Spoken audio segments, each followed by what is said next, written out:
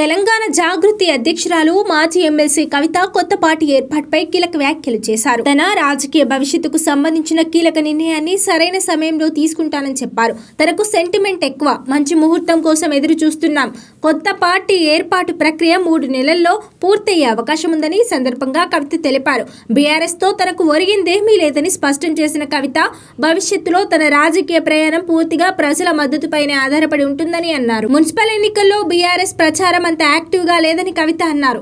పెద్ద నాయకులు ఆ పార్టీని గాలికి వదిలేశారా? బీఆర్ఎస్ పార్టీ నేతలెవరూ కింది స్థాయిలో క్రియాశీలకంగా కనిపిస్తలేరని కవిత అన్నారు. కృష్ణార్జునులు రాష్ట్రమంతా ఎందుకు పర్యటించడం లేదని కవిత ప్రశ్నించారు. జాగృతి సంస్థ పోటీ చేస్తున్న ప్రాంతాల్లో హరీష్ రావు ఎందుకు తిరుగుతున్నారని నిలదీశారు.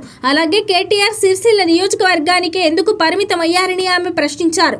రాష్ట్రమంతా వారు ప్రచారం చేయడం లేదంటే వారు రాష్ట్ర స్థాయి నేతలు కారా అని కవిత అన్నారు. సీఎం రేవంత్ ఓ వర్గాన్ని లక్ష్యంగా చేసుకోవడం సరికాదు. తెలంగాణ ఉద్యమంలో కేసీఆర్ చరిత్ర చెరిపేస్తే చెరిగిపోయేది కాదని కవిత అన్నారు. తనపై విమర్శలు చేస్తున్న వారిపై కవిత ఘాటు వ్యాఖ్యలు చేశారు. గుంటనక్క, గూఢాచారి వంటి పేర్లు వారికి నప్పుతాయి కాబట్టే అలా పిలుస్తున్నానని అన్నారు. రాజకీయాల్లో విమర్శలు సహజమేనని, కానీ వ్యక్తిగత ఆరోపణలు చేస్తే తాను కూడా మౌనంగా ఉండబోనని కవిత స్పష్టం చేశారు.